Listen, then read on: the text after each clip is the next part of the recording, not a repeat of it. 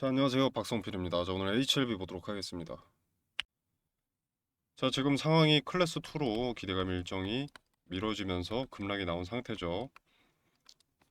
자, 그래서 이제부터 다시 박스권을 형성할 가능성이 높습니다. 기존에 클래스 1이었다면 2개월밖에 걸리지 않는 이 일정이 6개월로 최대 6개월로 연장이 되었기 때문이고요. 자, 기존에 2개월밖에 걸리지 않는다면 윗구간 매물 소화를 급작스럽게 준비를 하거나 매물 소화를 할 필요도 없이 이제 개인들의 매수세가 들어오면서 개인 투자자들 스스로가 평단 물갈이를 하고 상승의 힘을 보태게 됐을 텐데 그게 지금 단기간 내에는 불가능하게 됐기 때문에 천천히 매물 소화를 진행하게 되는 거죠. 그러면서 박스권을 형성할 수밖에 없는 거고, 세력이라는 주체도 자금 소모에 한계가 있고 시세 차익을 목적으로 드리블을 하는데 일정이 밀렸다면 지금 굳이 6개월씩이나 남았는데 자금을 소모해가면서 급격하게 상승시킬 이유가 없겠죠. 그래서 천천히 주가를 드리블하면서 박스권을 형성하고 과거에 물려있던 매물들을 소화할 가능성이 높습니다. 자, 박스권은 현재 매물이 쌓인 자리, 그리고 급락의 지지가 한 차례 됐던 자리.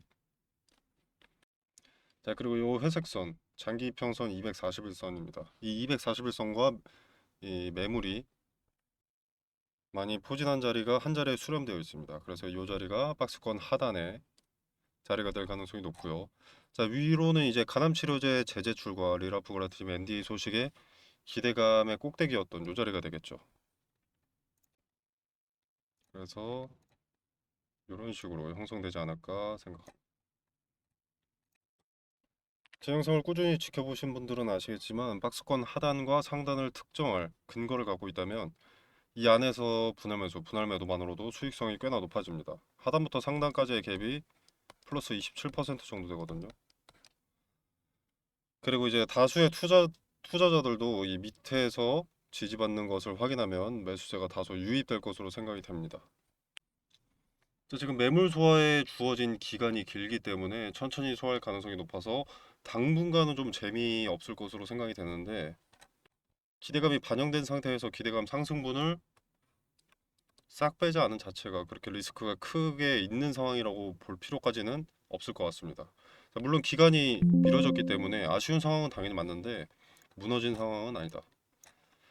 과거부터 존재했던 기대감, 간암치료제와 리라프그라티닙에 대한 기대감이 소멸하진 않았다 라고 볼 수 있겠습니다. 지금 소멸한 기대감은 클래스 1에 대한 기대감이 소멸한 거죠.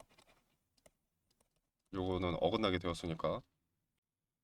그리고 이제 6개월 뒤에는 클래스 2에 대한 기대감. 클래스 2에 대한 기대감이라기보다는 이제 FDA로부터 이 승인 결과 여부에 대한 기대감이죠.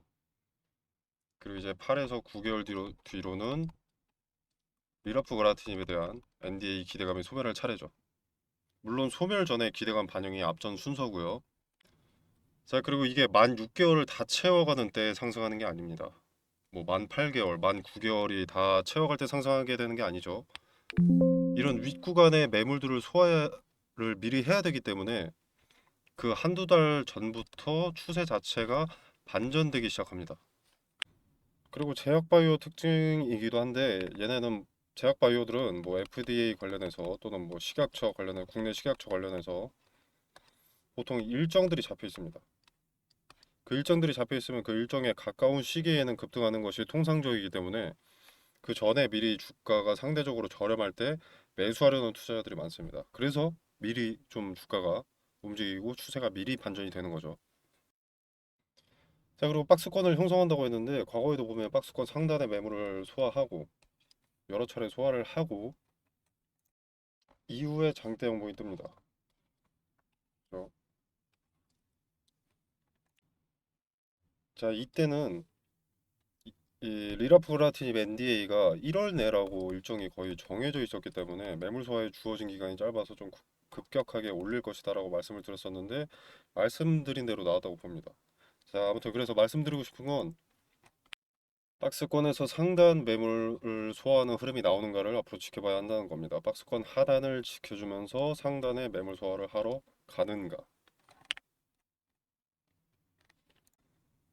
이 과정은 박스권 상단을 돌파하겠다고 예고하는 것과 비슷하기 때문에 주가 추세를 어느 정도 예측해 볼 수가 있는 거거든요. 승률이 올라가는 거죠. 그리고 박스권 상단과 하단은 의미가 없을 수가 없습니다. 그죠? 의미가 상당히 큰데 그 자리들을 터치했을 때를 분봉으로 보는 겁니다. 맨날 드리는 말씀인데 거래라는 것은 거짓말을 하지 못하니까 이런 의미 있는 자리들을 터치했을 때 주도 주체의 의도를 파악하고자 보는 거죠. 주도 주체라기보다는 HLB에 투자하는 전체 투자자의 투심을 확인하는 단계죠. 그게 주가를 드리블하는 주체든 뭐 투자자의 심리가 합쳐진 행위든 의미가 큰 자리에서 매수가 더해진다면 그 자리는 지켜질 가능성이 높다는 것이고 의미가 큰 자리에서 매도세가 더해진다면 결국 그 자리는 돌파하지 못하고 눌릴 가능성이 높은 거니까요. 우리는 그 흔적을 보고 대응의 결을 정하자는 겁니다. 분할을 전제로. 당연히 가능성이 높은 데다가 베팅을 해야 돼. 승률이 올라가니까요. 그리고 가능성이 높은 자리에서 이렇게 분할을 통해서 매수 매도를 반복하게 되면 평단이 좀 낮아질 수 있죠. 평단이 좀 희석될 수 있습니다. 물려있던데 평단이.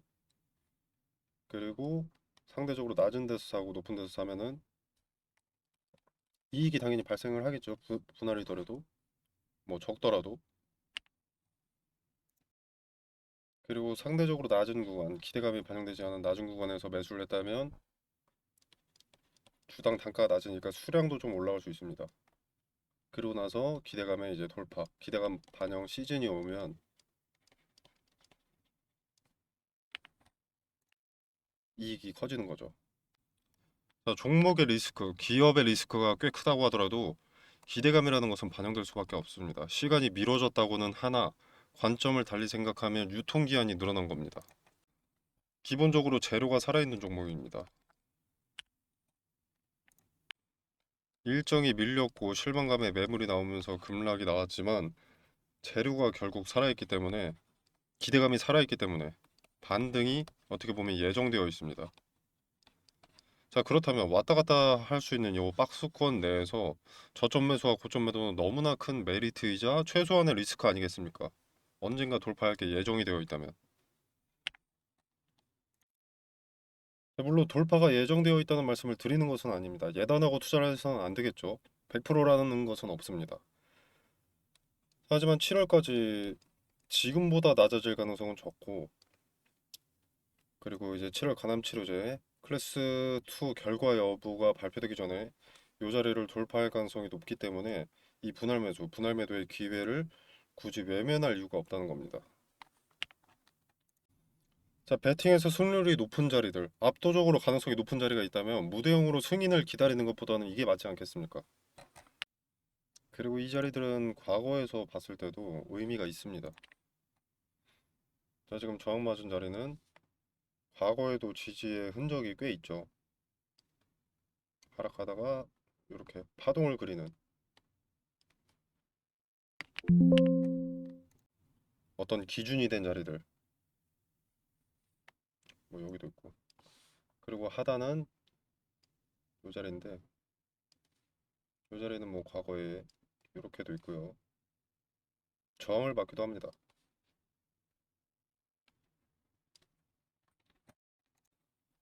이런 자리들은 지난 자리인데 뭐가 의미가 있다는 것이냐 이렇게 말씀하실 수 있는데 아닙니다. 일단 투자자들의 평단과 연관이 있는 겁니다. 여기서 거래가 체결이 된 거니까 이런 의미 있는 자리들에서 그리고 이때 보면은 다 거래들이 당연하게도 많이 동반이 되어 있습니다. 이게 무슨 말이냐면 다수의 투자자거나 아니면 세력의 평단과 연관이 있을 가능성이 높은 거죠. 거래가 많이 동반되어 있으니까. 그래서 지금 그려놓은 박스권 상단과 하단은 가능성이 상당히 높다. 자, 텔레그램 방에서 박스권 하단과 상단의 근거들을 더 디테일하게 말씀드리도록 하겠고요. 박스권 내에서 분할 매수, 분할 매도 타점 공유드리도록 하겠습니다. 자, 그리고 타점을 잡은 근거 말씀드리겠습니다. 자, 그리고 본 기대감이 반영될 시기가 어쨌든 오긴 오지 않습니까? 이때 비중 축소하시길 권유드립니다. 나는 승인될 것으로 생각하고 투자했다. 내가 물린 게 5년인데 무슨 말이 되는 소리를 해야지 이러실 수 있거든요. 이해도 됩니다, 심정. 근데 기대감 자체가 승인이 됐다라는 상황을 일부 감안하고 반영이 되는 겁니다. 그리고 유통 주식을 휘어잡고 있는 주체들의 엑시트가 예정된 시점이라는 거고요. 그들이 이탈하면 대량 물량이 이탈하면 주가는 당연히 내려갑니다. 전환사채 뭐 전체 주식 비율 7%뭐 이런 거 있죠. 이 정도만 돼도 전환 청구권 행사하고 장내 매도하면 주가가 급락을 하는데 대다수의 물량이 엑시트를 한다면 주가가 어떻게 되겠습니까? 급락이에요, 급락. 마치 실패한 것처럼. 자, 그리고 H1B는 상장 주식 수가 1억 3,300만 주입니다. 자, 근데 최대 주주가 지분이 1,200만 주밖에 되지 않습니다. 10%밖에 되지 않아요. 그럼 유통 주식 수가 많다는 거죠.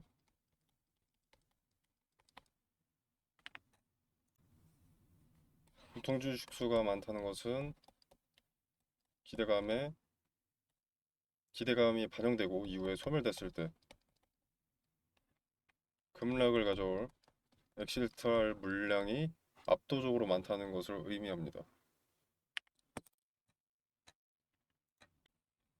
그래서 제가 말씀드리고 싶은 건 기대감만 이용해야 하는 것은 경우의 수가 아닙니다. 선택지가 아니에요. 내 재산의 손실 최소화하고 싶다, 수익을 극대화하고 싶다라면 선택이 아닙니다. 합리적이고 상식적인 판단이지. 나는 뭐 아니면 도박을 하겠다 라고 하시면 뭐 그것도 여러분의 자유니까 말리지는 않겠습니다만 나는 도박이 아니라 투자를 하고 있다, 투자를 한 것이다 라고 한다면 기대감만 이용하는 것이 정답에 가깝습니다. 자, 이 부분은 5개월에서 뭐 6개월 정도 뒤에 반영될 내용이니까 그때 더 자세히 다루도록 하고요. 자, 지금 중요한 건 박스권 하단과 상단이 이 자리가 맞는지, 이 자리가 되는 게 맞는지 검토하는 과정이 필요하겠고요. 가능성이 높긴 하지만 한 차례만으로 특정할 수는 없죠. 근거가 부족하죠. 그래서 검토하는 과정이 필요하겠고, 그리고 지금의 상황에서는 하단을 특정하고 그 자리의 지지가 확인이 된다면 분할 매수의 자리로 유효한 자리다 라는 것이 첫 번째. 그리고 두 번째로 이제 시간이 다소 걸리더라도 상단에 매물 소화가 진행이 될 텐데 그때 어디를 터치하고 눌리는지, 눌리는 자리의 분봉에서 거래가 확실하게 동반됐는지 확인하는 것이 필요합니다. 그리고 그 구간 안에서 저점의 위치라면 분할 매수, 고점의 위치라면 분할 매도를 반복해 수익성을 개선하고 리스크를 최소화하는 것이 현 시점에서는 가장 중요하겠습니다. 자, 텔레그램 방에서 타점 말씀드릴 거고요. 타점에 대한 근거도 말씀드릴 겁니다. 말씀드리는 타점과 근거가 이해가 되지 않는다, 납득이 되지 않는다면 기억만 해두시고 지켜놔도 보시길 바라겠습니다. 지나고 나서라도 그 흐름대로 움직인다면 다음에 있을 투자에라도 도움이 될 겁니다. 자, 텔레그램방 참여는 영상 설명란에 보시면 더보기 버튼이 있습니다. 자, 이 버튼을 누르시면 이렇게 링크를 기재를 해뒀고요. 댓글로도 고정해 두도록 하겠습니다. 자, 링크 타고 들어오시면 이런 창이 하나 뜹니다. 자, 나는 빠른 정보 전달과 대응 분석이 궁금하다라고 하시면 텔레그램 입장 또는 개별 종목 대응 분석을 체크하시면 되고요. 나는 그런 것은 필요 없다, 급등주 검색식이 필요하다 또는 전자책이 필요하다라고 하시면 이렇게 필요하신 것만 체크하셔서 제출 눌러주시면 되겠습니다. 자, 그리고 답신 받으실 전자책이나 뭐 급등주 검색식 PDF 파일이나 또는 텔레그램 링크를 받으실 전화번호 뭐 1234에 4321이다 이렇게 기재해 주시고 제출 눌러주시면 되겠습니다. 자, 그리고 텔레그램 방 같은 경우 기존에 있던 공간과는 무관합니다. 새롭게 신설된 공간이고요. 자, 그리고 이 공간 안에서 제공된 정보 일체 금전을 요구하지 않습니다. 100% 무료고요. 뭐 검색식이나 전자책도 100% 무료입니다. 자, 여러분의 투자에 도움이 되기를 바라면서 오늘 영상 여기서 마무리하겠습니다. 감사합니다.